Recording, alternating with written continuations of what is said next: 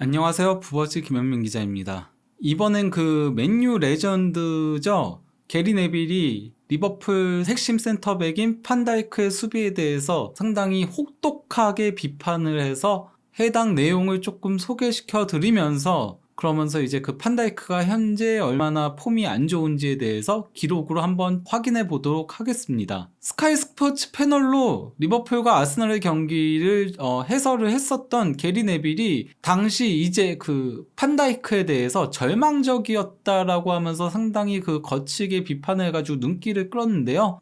이제 그 데일리 메일에서 네빌이 했던 발언들을 발췌해가지고 소개를 했습니다. 제목은 어린 학생이나 할 법한 짓이다 라고 하면서 네빌이 제수스에게 서투른 파울을 한 판다이크에게 절망적이라면서 맹비난했다. 또한 그는 리버풀 수비수가 전반전 2실점 했을 당시 기본적인 것조차 하지 못한다라고 말했다가 제목입니다. 이제 밑에 그 요약이 세 가지가 있는 건데요. 요약 세 가지는 어떤 거냐면요. 네빌이 아스널전 판다이크의 수비를 조롱했다. 네빌은 판다이크에게 절망적이라는 꼬리표를 달았다. 그러면서 이제 뭐 경기 리포트, 경기 리뷰, 리버풀 아스널, 피르미누가 늦은 시간 골로 무승부를 만들었다 인 건데요. 여기서 이제 그 네빌이 한 멘트들을 발췌해서 소개를 해드리도록 하겠습니다. 네빌이 한 말인데요. 이건 절망이지 좌절이 아니다. 쫓아갈 사람이 없다. 그는 두들겨 맞았고 잘 두들겨 맞았다. 리버풀 포백은 행운이라는 요소가 있었다. 그들은 오랜 기간 실적이 있었기에 그동안 변명의 여지가 있었으나 더 이상 이조차 정말 어려워지고 있다. 그러니까 최근의 부진들 놓고 보면은 더 이상 이제 변명할 수도 없다는 거예요. 그동안은 뭐 좋은 활약을 펼쳤기 때문에 그래도 보여준 게 어딘데 속칭 말해서 킹중계 간만대였는데 그것조차 이제 힘들다라는 겁니다. 그러면서 이제 내용으로 다시 돌아와가지고요. 그들은 기본적인 것조차 하지 않고 있다. 아놀드는 뛰지 않고 있고 판다이크는 한가로이 거닐다가 누군가의 다리를 걷어차고 있다. 이건 바로 이제 제수스의 다리를 걷어찬 걸 얘기하는 겁니다. 그러면서 이건 어린 학생이나 할 법한 짓이다 라고 한 건데요.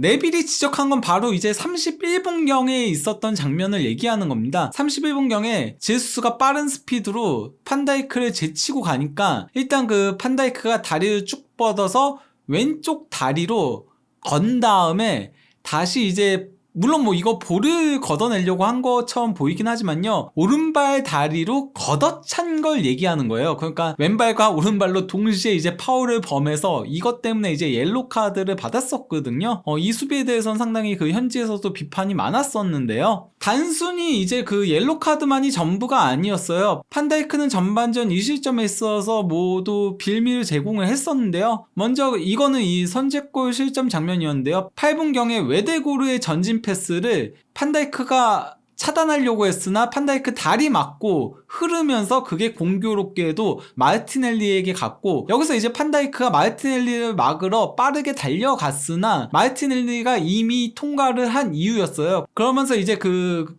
로버트슨이 커버를 들어오기 전에 반박자 빠른 다리를 쭉 뻗는 슈팅으로 골을 넣었던 거였죠. 판다이크는 저기 뒤에 있는 게 보일 겁니다. 4번, 등번호 4번이 보이죠? 아놀드랑 로버트슨이 따라붙은 거였고요. 그리고 이제 두 번째 실점 장면에서는 이게 그 자카가 로빙 패스를 수비 뒷공간으로 넘겨줬고 여기서 이제 마르티넬리가 크로스를 올렸는데 사실 이거 앞에서 판다이크가 헤딩으로 걷어냈어야 했어요. 하지만 걷어내지 못하면서 제수에게 노마크 찬스가 왔고 여기서 이제 제수가 헤딩 슈팅으로 골을 넣었던 거였죠. 물론 이후에 후반전에 판다이크는 상당히 좋은 수비를 펼치면서 리버풀의 2대2 무승부에 있어서 후반전에는 기여를 한 부분들이 있었습니다. 거기다가 이제 준수한 패스들을 전방에 공급해주기도 했고요. 하지만 전반전에 치명적인 실수들이 있었고 이런 경기가 한두 경기도 아닌데다가 판다이크라는 이름값을 고려하면은 그러면 실망스럽다라고 할 수 있는 건데요. 이러한 가운데 그 최근에 프리미어리그 사무국에서 이제 그 역대 최고의 센터백을 뽑는 그런 거를 하고 있거든요. 그런 걸 할 때 이제 캐러거가 이런 발언을 했었습니다. 비디치가 판다이크보다 더 낫다라고 평가를 한 건데요. 여기에 대해 이제 캐러거 같은 경우는 리버풀의 전설적인 센터백이죠. 그래서 이제 후배인 판다이크를 추켜 세운 건데요. 여기에 대해 그 맨유의 전설적인 센터백인 리오 퍼디넌드가 이 주장을 반박하고 나섰습니다. 오늘자 따끈따끈한 소식인 건데요. 먼저 그 캐러거의 발언부터 살펴보도록 하겠습니다.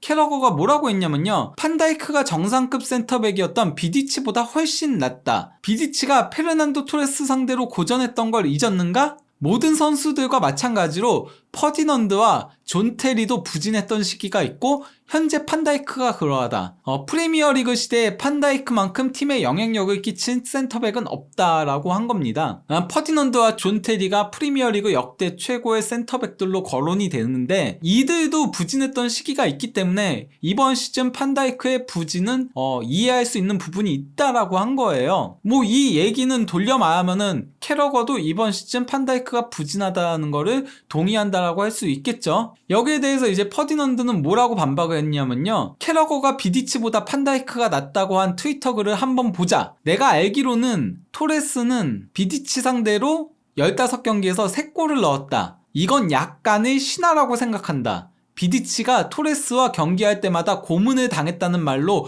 과장되고 있는데 이는 사실이 아니다. 레시포드는 리버풀 상대로 13경기에서 6골을 넣고 있다. 그러면 레시포드가 판다이크를 고문하고 있고 판다이크는 레시포드를 감당할 수 없다는 걸 의미하나? 라고 이제 반문을 한 건데요. 한번 그러면 팩트 체크를 해보도록 하겠습니다. 토레스의 맨유전 기록은 19경기 4골입니다. 이 중 비디치 상대로는 3골을 넣었어요. 15경기인지는 제가 이거 다 일일이 체크는 안 해봤어요. 지금 시간이 조금 부족해가지고요. 제가 하지만 어쨌건 3골이라는 건 팩트가 맞습니다. 그러면 이번엔 레시포드 기록을 보도록 하겠습니다. 레시포드는 리버풀 상대로 15경기에서 6골을 넣고 있습니다. 6골은 팩트가 맞는데 경기 수는 2경기가 더 많죠.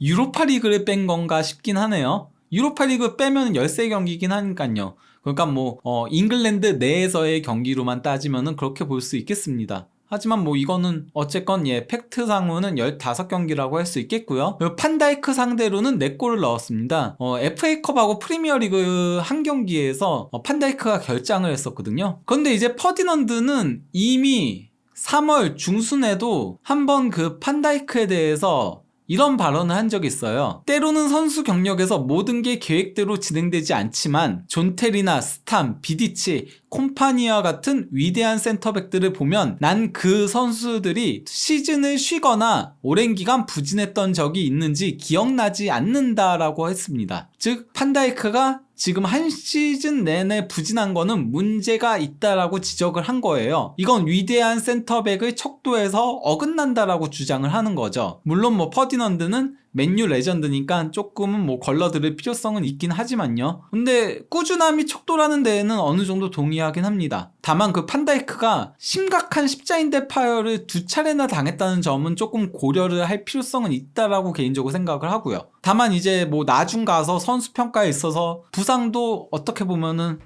선수 평가에 들어가는 부분이니까 이 부분은 좀 안타깝다라고 얘기할 수 있겠죠. 그러면 이제 기록으로 판다이크가 과연 지난 시즌보다 이번 시즌 얼마나 안 좋아졌는지에 대해서 비교를 해보도록 하겠습니다. 일단 뭐 전체적인 숫자 양적인 부분은 크게 의미가 있진 않아요. 왜냐면은 이번 시즌 리버풀이 수비적으로 두들겨 맞다 보니까 수비할 일 자체가 많거든요. 그래서 뭐 가로채기가 지난 시즌 31회였는데 이번 시즌 25회. 근데 뭐 경기 수 감안하면 비슷한 거고요. 또 이제 태클은 도리어 지난 시즌 16회였는데 이번 시즌 경기 수가 더 적음에도 22개나 되는 거죠. 그리고 클리어링도 지난 시즌 107개였는데 이번 시즌 97개. 뭐 그리고 슈팅 차단도 지난 시즌 15개였는데 이번 시즌 11개. 뭐 이렇다라고 할 수 있겠는데요. 중요한 건 이제 질적인 부분인 거거든요. 질적인 부분에서 일단 뭐 그 볼 경합 승률도 지난 시즌 73.5%였는데 이번 시즌은 67.7%로 거의 6% 이상 떨어졌죠. 그리고 공중볼 경합 승률은 지난 시즌 77.5%였는데 이번 시즌 70.9%로 7% 가까이 떨어졌고요.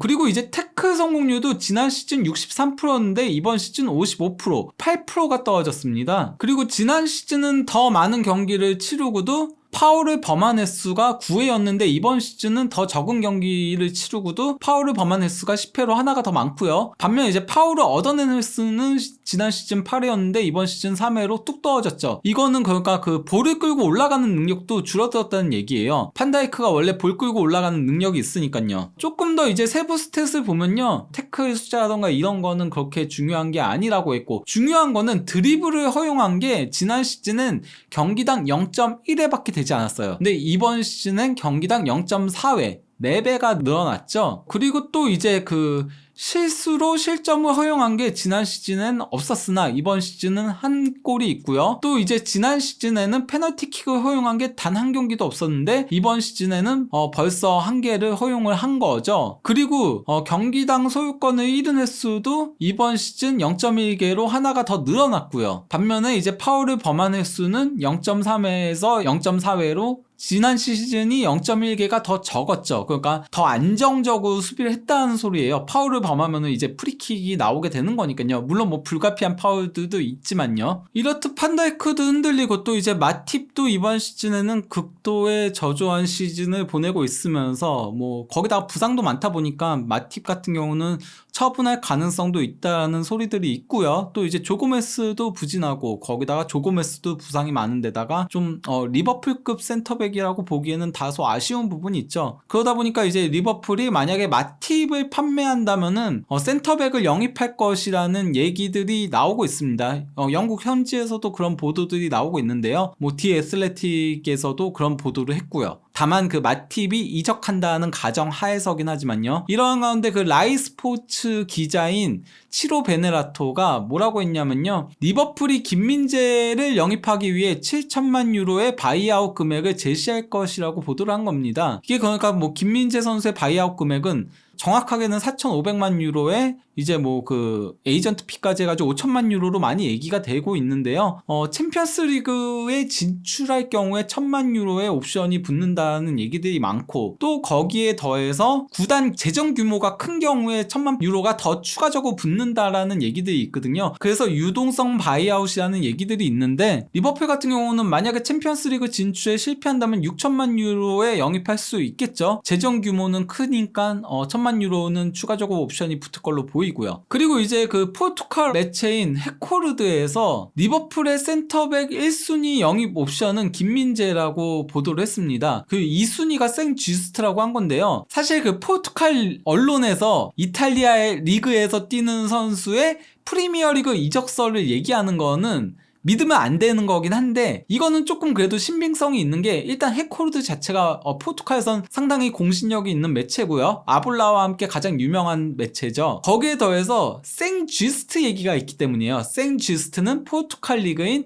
스포팅 리스본에서 뛰고 있는 선수니까 생쥐스트의 리버풀 이적설을 보도를 하면서 이 얘기가 나오게 된 거다 보니 그러다 보니 뭐 이거는 어느 정도는 아예 신빙성이 없다라고 할 수는 없는 거죠. 리버풀은 최근 부진에 빠지면서 첼시전도 무승부에 그친 데 이어서 아스널전도 무승부에 그치면서 어느덧 3위 뉴캐슬, 4위 맨유와의 승점 차가 12점까지 벌어졌습니다. 사실상 그 챔피언스리그 진출권 획득은 어려워진 상태라고 할 수 있는데요. 그래도 뭐 리버풀의 잔여 일정을 살펴보면요. 리즈 원정을 시작으로 노팅엄 포레스트와의 홈경기, 그리고 웨스트햄 원정, 토트넘하고의 홈경기, 풀럼하고의 홈경기, 브렌트포드와의 홈경기, 그리고 레스터 시티 원정, 에스턴 빌라와의 홈경기를 거쳐서 사우스햄튼과의 원정으로 이번 시즌을 마무리할 예정입니다. 아직은 그래도 산술적으로는 4위에 진입할 수 있는 가능성이 남아있으니까 시즌 마지막까지 최선을 다해야 하죠. 거기다가 아스널전에서 그래도 경기력적인 면에서는 전반전은 망했지만 후반전에 확실하게 올라오면서 아스널을 끝까지 괴롭혔거든요.